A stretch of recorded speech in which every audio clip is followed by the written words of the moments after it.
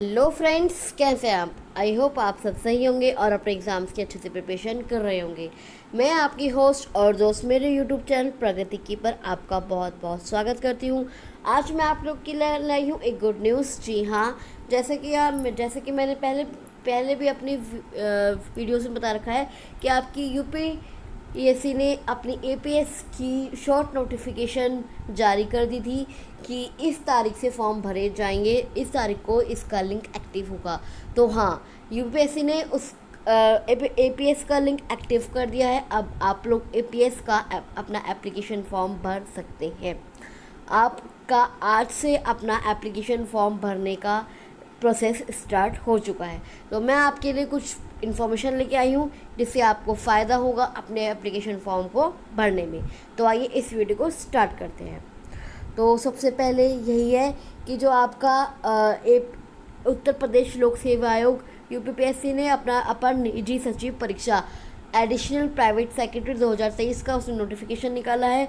वो ऑनलाइन आवेदन प्रारंभ होने की तिथि आज से ही है। 19 सितंबर 2023 से आज से आपके एप्लीकेशन फॉर्म भरने स्टार्ट हो चुके हैं, जो आप भर सकते हैं कब तक? 19 अक्टूबर 2023। जी हाँ, 19 अक्टूबर 2023 तक आप ये फॉर्म भर सकते हैं। अब हम आते हैं इसकी प्रोसेस पर कि इसका प्रोसेस कैसे कैसे करना है। तो सबसे पहले आपको OTR वन टाइम रजिस्ट्रेशन कराना होगा। उसके अगर आपने अपना वन टाइम रजिस्ट्रेशन नहीं किया है, अगर आपके पास OTR नंबर नहीं है, तो आप ऑनलाइन आवेदन सबमिट नहीं कर सकते। तो उसके लिए आपको OTR कराना आवश्यक होगा। OTR कराना आवश्यक होगा, वरना आपका आवेदन स्वीकार नहीं किया जाएगा। अब हम आते हैं कि अभ्यर्थियों को स्पष्ट किया जाता है कि परीक्षा के प्रथम चरण के स्तर पर वे अपने अभिलेख एवं ऑनलाइन आवेदन संबंधी हार्ड कॉपी आयोग को प्रेषित ना करें। ये ना हो कि आप अपना हार्ड कॉपी आयोग को भेज दें, तो ऐसा कुछ भी करने की ज़रूरत नहीं है। आप अपना एप्लीकेशन फॉर्म भरिए, उसमें जो भी डिटेल्स दे रखी हैं उसके लिए भरिए, और उसके लिए अलग से कोई हार्ड कॉपी भेजने की ज़रूरत नहीं है। उसके बाद आते हैं कि आपको ऑनलाइन आवेदन कैसे करना है। उसके लिए क्योंकि ये कुछ स्टेप्स बताए गए हैं, वो आप लोग देख लीजिएगा, अपने हिसाब से आप लोग इसे भर दीजिएगा कि कैसे कैसे आपको अपना एप्लीकेशन फॉर्म भरना है। उसके बाद इन्होंने दे रखा है एप्लीकेशन फ़ीस। जी हाँ, आपकी एप्लीकेशन फ़ीस कितनी होगी? तो जो अनारक्षित आर्थिक रूप से कमज़ोर वर्ग है, मतलब जो आर्थिक रूप से कमज़ोर वर्ग है, मतलब जो अनरिजर्व कैटेगरी के हैं, और EWS जो कैटेगरी के हैं, अनरिजर्व EWS और OBC जो कैटेगरी के लोग हैं, उनके लिए जो आपकी फ़ीस होगी वो कितनी होगी? वो होगी आपकी 185 रुपये। कितनी? 185 रुपये आपकी 185 रुपये आपकी ऑनलाइन एप्लीकेशन फ़ीस है। अनुसूचित जाति और अनुसूचित जनजाति के जो कैटेगरी के जो लोग हैं, उनके लिए फ़ीस 95 रुपये। कितनी फ़ीस है? 95। उनके लिए 185 है। अनारक्षित, अन्य पिछड़ा वर्ग और आर्थिक रूप से कमज़ोर वर्ग, इन तीनों के लिए 185 रुपये फ़ीस है। और अनुसूचित जाति और अनुसूचित जनजाति, इनके लिए फ़ीस 95 रुपये है। दिव्यांग जनों के लिए केवल फ़ीस 25 रुपये है। भूतपूर्व सैनिकों के लिए फ़ीस 95 रुपये है। तो ये इस तरह से आपकी ये एप्लीकेशन फ़ीस है। फ़ीस है। पूर्ण आवेदन करने की अंतिम तिथि एवं समय तक अभ्यर्थी ऑनलाइन एप्लीकेशन प्रक्रिया में पेमेंट करना अति आवश्यक है।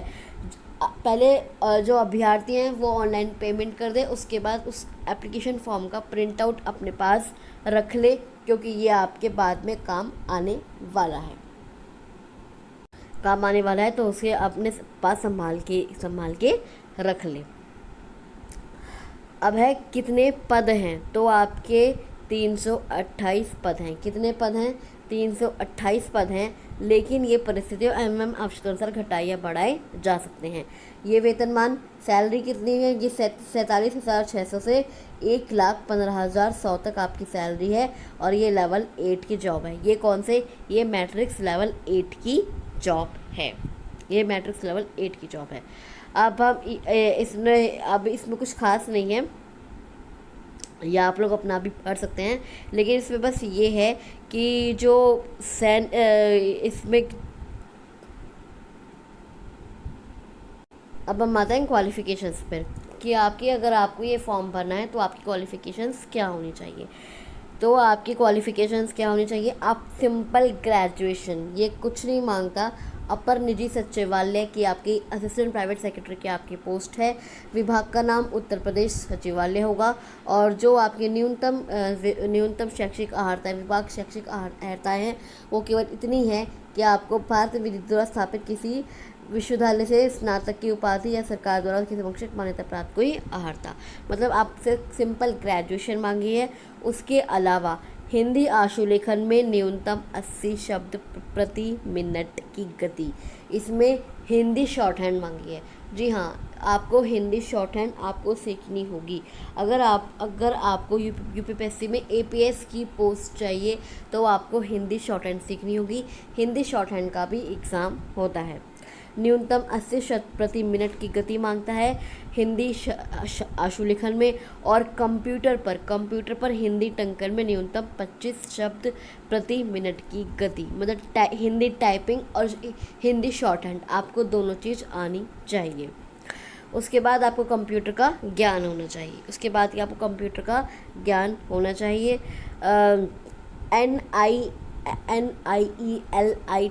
NIELIT से सर्टिफिकेट कोर्स इन कंप्यूटिंग, मतलब CCC, मतलब क्या, आपको CCC आनी चाहिए। क्या आना चाहिए, आप एक सिंपल ग्रेजुएशन होने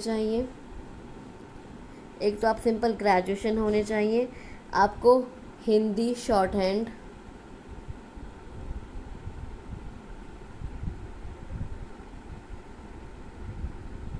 हिंदी टाइपिंग, उसके अलावा आपके पास CCC का सर्टिफिकेट भी होना चाहिए। उसके अलावा आपके पास CCC सर्टिफिकेट होना चाहिए किसी मान्यता प्राप्त विश्वविद्यालय संस्था से समकक्ष पाठ्यक्रम।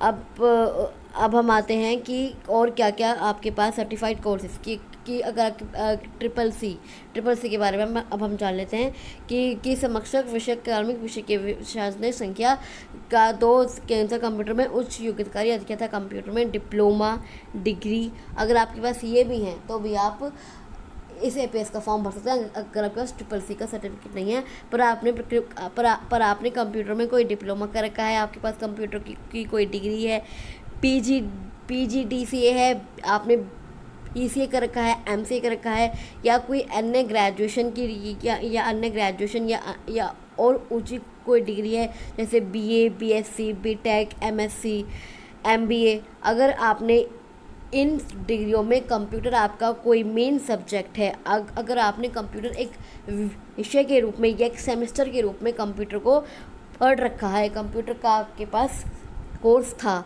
तो आप ये एप्लीकेशन फॉर्म फिल कर सकते हैं।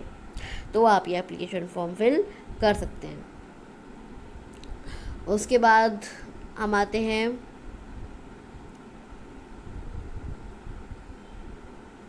OMR शीट पर। इन्होंने कुछ OMR शीट के मुताबिक इन्होंने कुछ रखा है कि जैसे अपना अभ्यर्थी परीक्षा के समय उत्तर पत्र OMR शीट में मांगी गई सूचना संबंधित गोलों को ठीक से काला करके सही भरें जो स्कैनर मशीन द्वारा पढ़ी जा सके। मतलब आपका ये एग्ज़ाम ऑफलाइन होगा, आपको पता ही है, आपका एग्ज़ाम ऑफलाइन होने वाला है। उसके अलावा हम आते हैं आयु सीमा पर। कहाँ पर? आयु सीमा पर, मतलब आपकी एज कितनी होनी चाहिए। आप मिनिमम 21 साल के होने चाहिए और मैक्सिमम 40 साल के होने चाहिए। 21 साल मैक्सिमम 40 साल, 21 साल मैक्सिमम 40 साल का आपको होना होगा। अगर आप ये एप्लीकेशन फॉर्म फिल कर रहे हैं। ये रखो जो आपको दे रखा है कि हिंदी आशुलेखन में न्यूनतम 80 शब्द प्रति मिनट और हिंदी टंकन में 25 शब्द प्रति मिनट की आपकी गति होनी चाहिए। आपको कंप्यूटर का ज्ञान होना चाहिए। DOAC सोसाइटी द्वारा संचालित सर्टिफिकेट कोर्स इन कंप्यूटिंग, मतलब आपके पास CCC का सर्टिफिकेट होना चाहिए। CCC का आपके पास सर्टिफिकेट होना चाहिए।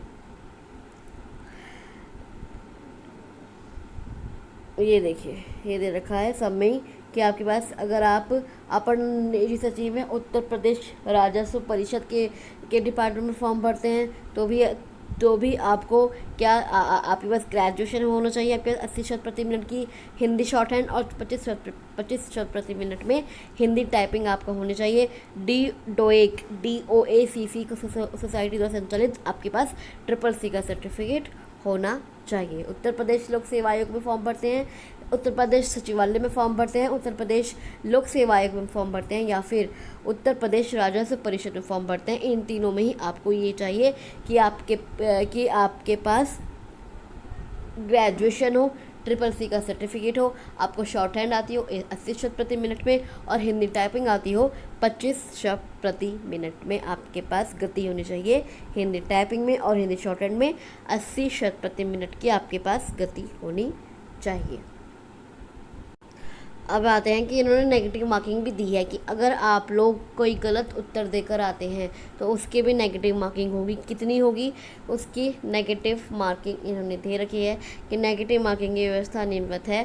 प्रत्येक प्रश्न के 4 वैकल्पिक उत्तर हैं, परंतु अगर आपने कोई गलत उत्तर दिया तो 1/3 1/3 मतलब 0.33 की आपकी दंड के रूप में काटा जाएगा। अब हम आते हैं न्यूनतम आपको मिनिमम एफिशिएंसी स्टैंडर्ड कितने आपको मार्क्स चाहिए। तो अनुसूचित जाति और अनुसूचित जनजाति अभ्यर्थियों के लिए न्यूनतम दक्षता मानक मिनिमम एफिशिएंसी स्टैंडर्ड जो है कितना है 35% है। कितना है 35% है। इन श्रेणियों के अभ्यर्थी यदि परीक्षा में 35% से कम अंक प्राप्त करते हैं तो वे शेषता चयन सूची में सम्मिलित नहीं किए जाएंगे। मतलब आपको कितने परसेंटेज लेके आने हैं, आपको 35% अंक लेकर आने हैं अनुसूचित जाति और अनुसूचित जनजाति वालों को। और इस प्रकार अन्य श्रेणियों के अभ्यर्थियों के लिए मतलब जैसे आप अनरिजर्व हैं OBC हैं, उनके लिए 40%, उनके लिए 40%, आपको 40% मार्क्स लेके आने हैं तभी आपका सिलेक्शन होगा APS की पोस्ट पे तभी आपका सिलेक्शन होगा। अब हम आते हैं कि अब इन्होंने एक देखा है कि महिला अभ्यर्थियों के मामले में पिता पक्ष से इनके जाति प्रमाण पत्र ही मान्य होंगे।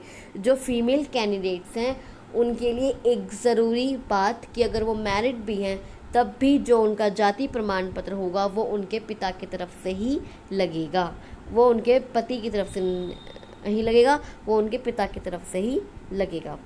फिर इन्होंने कुछ दे रखा है कि जैसे कि आपके जो अनुसूचित जाति और अनुसूचित जनजाति की जो जाति प्रमाण पत्र हैं उसका इन्होंने एक परफॉर्मा दे रखा है, आप उसे देख लीजिएगा। अन्य पिछड़ा वर्ग के लिए जाति प्रमाण पत्र उसके लिए परफॉर्मा दे रखा है।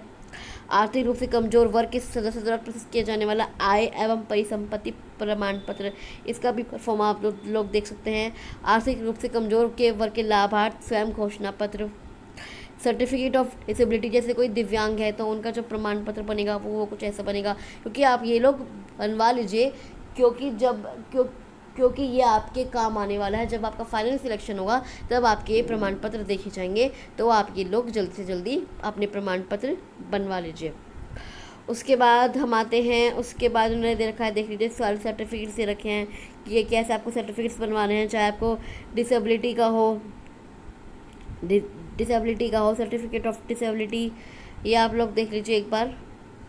अगर आप खेल कूद में कोटा लेना चाह रहे हैं तो वो भी इसमें दे रखा है कि आपको कैसे उसका परफॉर्मा तैयार करवाना है। अब हम आते हैं कि क्या उसका सिलेबस और पैटर्न। अब हम आते हैं APS के यूपीपीएससी APS के सिलेबस और पैटर्न पे कि आपका क्या पैटर्न होने वाला है। तो जो आपकी परीक्षा योजना है 3 चरणों में होगी। पहला चरण अभी हम पहले चरण की बात कर लेते हैं। तो पहला पेपर जो होगा आपका वो कितने का होगा, 150 अंक का। कितने का, 150 अंक का आपका पहला पेपर होगा। 3 घंटे का आपका ये एग्ज़ाम होगा। कौन कौन सब्जेक्ट का, सामान्य ज्ञान का, सामान्य हिंदी का और कंप्यूटर ज्ञान का, यह आपका एग्ज़ाम होगा। यह आपका एग्ज़ाम होगा और तीनों ही जो एग्ज़ाम होंगे वो वस्तुनिष्ठ होंगे, मतलब MCQs टाइप होंगे। MCQs बेस्ड क्वेश्चंस आपके आएंगे, 1 वर्ड आपके क्वेश्चंस आएंगे। पहला जो आपका सामान्य ज्ञान है वो भी आपका 50 नंबर का होगा, सामान्य हिंदी आपका 50 नंबर का होगा, कंप्यूटर ज्ञान आपका 50 नंबर का होगा। 3 आपके एग्ज़ाम होंगे, उसके 150 नंबर का आपका ये पेपर होगा।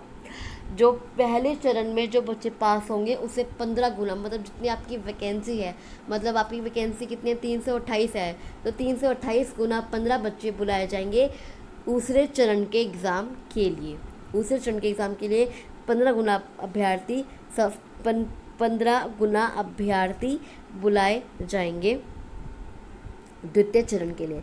द्वितीय चरण में आपका शॉर्ट हैंड टेस्ट होगा और Hindi typing, Hindi shorthand test होगा और हिंदी टाइपिंग आपकी टेस्ट होगी। ये होगी आपकी ये होगा आपका सेकंड पेपर आपका इवनिंग की शिफ्ट में भी हो सकता है और अगले दिन भी हो सकता है। ये पता चलेगा जब आपका एडमिट कार्ड इश्यू होंगे। आपके एडमिट कार्ड भी इश्यू हो जाएंगे जब आपके एग्ज़ाम डेट आने वाली होगी, उससे कुछ दिन पहले, 1 हफ्ते पहले आपके एडमिट कार्ड भी डाउनलोड आप लोग कर सकेंगे। तो दूसरा जो एग्ज़ाम होगा वो 100 नंबर का होगा और ये 1.5 घंटे का होगा। मतलब जो आपका पहला एग्ज़ाम होगा वो 3 घंटे का होगा और जो दूसरा एग्ज़ाम होगा वो आपका 1.5 घंटे का होगा। हिंदी शॉर्ट हैंड 75 अंक का एग्ज़ाम होगा और हिंदी कंप्यूटर टाइपिंग ये आपका 25 नंबर का एग्ज़ाम होगा। तो आपके 100 नंबर का ये पेपर होगा और 1.5 घंटे का ये आपका एक पेपर होगा। जो भी दोनों पहले चरण और दूसरे चरण में पास होंगे उनका जो तीसरा चरण उनका लिया जाएगा। तीसरे चरण का उनको पेपर देने का मौका मिलेगा। वो कौन सा है, वो है आपका कंप्यूटर प्रैक्टिकल होगा आपका तीसरा पेपर। ये होगा आपका केवल 50 नंबर का और ये केवल 1 घंटे का होगा। कंप्यूटर प्रैक्टिकल आपका 50 नंबर का होगा। जो भी एस्पिरेंट्स इन तीनों एग्ज़ाम में पास हो गए वो APS की पोस्ट पर रिक्रूट हो जाएंगे। अब हम आते हैं सिलेबस पर कि जो आपका सामान्य ज्ञान है, सामान्य हिंदी है और कंप्यूटर ज्ञान है। जो आपकी खंड A पहला चरण जो आपका एग्ज़ाम होगा सामान्य ज्ञान, सामान्य हिंदी और कंप्यूटर ज्ञान का होगा। तो इसमें आपके क्या क्या टॉपिक्स आएंगे, तो आपके क्या क्या टॉपिक्स हैं, शब्द संक्षेप हैं, आपको शब्द संक्षेप पढ़ना है, प्रसिद्ध पुस्तकें एवं लेखकों के बारे में पढ़ना है, इतिहास के बारे में पढ़ना है, प्राचीन, मध्यकालीन एवं आधुनिक भारत के संदर्भ में। उसके अलावा आपको विज्ञान पढ़ना है, भूगोल पढ़ना है, उत्तर प्रदेश तथा भारत से संबंधित भारत का संविधान पढ़ना है, खेल जगत पढ़ना है, महत्वपूर्ण नगर स्मारक एवं इमारतें भारत एवं उत्तर प्रदेश के संदर्भ में, महत्वपूर्ण राष्ट्रीय एवं अंतर्राष्ट्रीय घटनाएं पढ़नी है, अंक गणित पढ़ना है जो कक्षा 8 के स्तर का होगा। अंक गणित आपके कक्षा 8 के स्तर का होगा। उसके बाद है खंड B।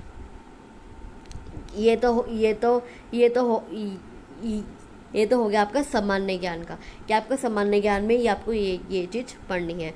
अब है सामान्य हिंदी में आपको क्या क्या पढ़ना है, जो 50 नंबर का आपका आएगा। आपका सामान्य ज्ञान में 50 नंबर का आएगा, सामान्य हिंदी 50 नंबर का आएगा। तो सामान्य हिंदी में आपको अपठित गद्यांश और प्रश्नोत्तर तथा अपठित गद्यांश शीर्षक पढ़ना है, पत्र एवं कार्यालय विभिन्न पत्रों का आलेखन पढ़ना है, मुहावरे लोकोक्तियाँ एवं उनका प्रयोग पढ़ना है, अनेक शब्दों का एक शब्द पढ़ना है, वाक्यों का शुद्धिकरण पढ़ना है, पर्यायवाची एवं विलोम शब्द पढ़ने हैं और शब्दों के अर्थ अंग्रेजी से हिंदी एवं अंग्रेजी से हिंदी पढ़ना है। और ये कक्षा 10th स्तर का होगा। ये कक्षा 10th के लेवल का होगा। जो ट्रांसलेशन होगी कि हिंदी से इंग्लिश में ट्रांसलेशन कीजिए या इंग्लिश से हिंदी में ट्रांसलेशन कीजिए। अब हम आते हैं खंड सी पर कि कंप्यूटर में आपको क्या क्या नॉलेज होनी चाहिए, कंप्यूटर में आपको क्या क्या पूछा जा सकता है। Basic knowledge of working on work window system, कि विंडो सिस्टम पर कैसे काम होता है ये आपसे पूछा जाता है। कि platform on desktop and laptops, desktop क्या है, लैपटॉप के प्लेटफॉर्म्स क्या हैं, पेरिफेरल डिवाइसेस कौन कौन सी होती हैं, जैसे प्रिंटर है, स्कैनर है, माइक्रोफोन्स है, स्पीकर है, ये आपको सब पढ़ने हैं। माइक्रोसॉफ्ट ऑफिस पैकेज की आपको वर्किंग नॉलेज आपसे पूछा सकती है, जैसे आपसे वर्ड के बारे में, एक्सेल के बारे में, पावर पॉइंट के बारे में आपसे पूछा जा सकता है। वर्ल्ड वाइड वेब का यूज़ ऐसे होता है और कहाँ होता है ये आपसे पूछा जा सकता है। जो पॉपुलर वेबसाइट्स हैं जैसे रेलवे की है, एयर रिजर्वेशंस की है, सर्च इंजन्स की हैं, उनके बारे में आपसे पूछा जा सकता है। जैसे गूगल हो गया, विकीपीडिया हो गया, इन सब के बारे में आपसे पूछा जा सकता है। ईमेलिंग वर्किंग नॉलेज के बारे में आपसे पूछा जा सकता है, जैसे कि अटैचमेंट कैसे भेजते हैं ईमेल में, आप रीड कैसे करते हैं, सेव कैसे करते हैं, प्रिंट कैसे करते हैं, एड्रेस को मेंटेन कैसे कर सकते हैं, ये सब आपसे पूछा जाता है। Working knowledge of preparation of presentation, कि आप प्रेजेंटेशन कैसे प्रिपेयर करते हैं उसके बारे में आपसे पूछा जा सकता है। पावर पॉइंट के बारे में, PDF के बारे में आपसे पूछा जा सकता है। With different styles and animations, कि आप डिफरेंट स्टाइल्स और एनिमेशन से कैसे अपनी प्रेजेंटेशन तैयार कर सकते हैं, ये सब आपसे पूछा जाता है कंप्यूटर में। उसके बाद हम आते हैं कि आपका जो पेपर सेकंड होगा वो कौन सा होगा, वो हिंदी शॉर्ट हैंड और हिंदी टाइपिंग का होगा। तो आपसे हिंदी टाइपिंग और आपसे जो हिंदी शॉर्ट हैंड है वो 80 शब्द प्रति मिनट, डिटेक्शन 5 मिनट का तथा लिप्यंतरण हेतु समय 60 मिनट, ये आपसे 75 नंबर की पूछी जाएगी। उसके बाद कंप्यूटर टाइप हिंदी केवल 5 मिनट की आपसे 25 नंबर की पूछी जाएगी। उसके बाद आता है लेवल 3 पर कंप्यूटर प्रैक्टिकल। पहला एग्ज़ाम होगा आपका कंप्यूटर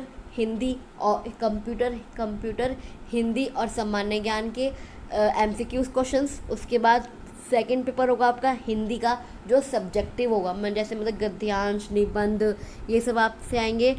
ये सब सेकंड पेपर होगा आपका हिंदी टाइपिंग का और हिंदी शॉर्ट हैंड का। और थर्ड पेपर होगा आपका कंप्यूटर प्रैक्टिकल का। तो कंप्यूटर प्रैक्टिकल आपसे ईमेल भेज के दिखवा सकते हैं कि ईमेल सेंडिंग विद अटैचमेंट के साथ भेजिए, इसको रीड कीजिए, सेव कीजिए, प्रिंट कीजिए, एड्रेस बुक को मेंटेन कीजिए। उसके बाद वर्ल्ड वाइड वेब का यूज़ क्या है और जो पॉपुलर वेबसाइट्स हैं एयर रिजर्वेशंस की, जैसे गूगल हो गया, विकीपीडिया हो गया, इनको कैसे काम में लाया जाता है। माइक्रोसॉफ्ट ऑफिस का यूज़ क्या है, जैसे एक्सेल है, वर्ड है, पावर पॉइंट है, उनका डॉक्यूमेंट राइटिंग कैसे होता है, मेल कैसे होती है, पंक्चुएशन कैसे होती है, इंसर्शन ऑफ टेबल डायग्राम की उनकी आप MS वर्ड में डायग्राम कैसे बना सकते हैं, टेबल कैसे बना सकते हैं, और पावर पॉइंट प्रेजेंटेशन कैसे बना सकते हैं, ये सब आपसे पूछा जाता है। उसके अलावा MS एक्सेल पे आप कैलकुलेशन कैसे कर सकते हैं, उस पर आप फॉर्मूलेस कैसे बनाते हैं, ये सब आपसे पूछा जाता है। उसके अलावा इन्होंने नोट दे रखा है, आशु लिपि कौशल एवं टंकन परीक्षा हेतु कृति देव 10 फॉन्ट के साथ साथ मंगल फॉन्ट का भी विकल्प दिया जाएगा। मंगल फॉन्ट का भी आपको यूज़ करने का विकल्प दिया जाएगा, ऑप्शन दिया जाएगा कि आप मंगल फॉन्ट को भी यूज़ कर सकते हैं। तो चलिए आज की ये वीडियो यहीं ख़त्म होती है। आई होप आपको ये इन्फॉर्मेशन अच्छी लगी होगी, क्योंकि मैंने इसमें सिलेबस, पैटर्न, एज, आपकी क्वालिफ़िकेशन सब कुछ मेंशन कर दिया है। तो आई होप आपको ये वीडियो अच्छी लगी हो। अगर आपको ये वीडियो अच्छी लगी तो इसे लाइक कर दीजिए, इस वीडियो को शेयर कर दीजिए, ताकि जितने भी एस्पिरेंट्स हैं वो APS का फॉर्म भरने वाले हैं उन्हें आसानी हो अपना एप्लीकेशन फॉर्म भरने में, उन्हें आसानी हो कि उन्हें अब क्या क्या तैयारी करनी है। और मैंने अपनी टेस्ट सीरीज़ अब शुरू कर दी है UPSC APS की। अगर आपने नहीं देखी है तो मेरे चैनल पर अभी जाइए और मेरी सारी प्लेलिस्ट, मेरी सारी वीडियोस आप लोग देख सकते हैं। आप लोग देख सकते हैं मेरी वीडियोस, मेरी प्लेलिस्ट। आई होप उनसे आपको बहुत कुछ फ़ायदा होगा, क्योंकि मैंने सामान्य विज्ञान क्योंकि मैंने सामान्य ज्ञान, हिस्ट्री वगैरह, ज्योग्राफी, भूगोल, हिंदी, कंप्यूटर, काफ़ी कुछ उसमें कवर कर रखा है। तो आप वो लोग जाकर ज़रूर देखिएगा। अगर आपका कोई कमेंट है, क्वेरी है, डाउट है इस वीडियो से रिलेटेड, तो आप मुझे कमेंट बॉक्स पर कमेंट कर सकते हैं, या मैं डिस्क्रिप्शन बॉक्स में अपना टेलीग्राम ग्रुप का लिंक भी दिया है। आप मेरे टेलीग्राम ग्रुप को ज्वाइन कर लीजिए और आप वहाँ भी मुझसे कोई भी क्वेश्चन, कोई भी डाउट, कोई भी क्वेरी पूछ सकते हैं। तो चलिए, मैं आपसे मिलती हूँ अगली वीडियो में। तब तक के लिए आप इस वीडियो को लाइक कर दीजिए, इस वीडियो को शेयर कर दीजिए, और प्लीज़ प्लीज़ प्लीज़ मेरे चैनल को सब्सक्राइब करना मत भूलिएगा। Thank you so much.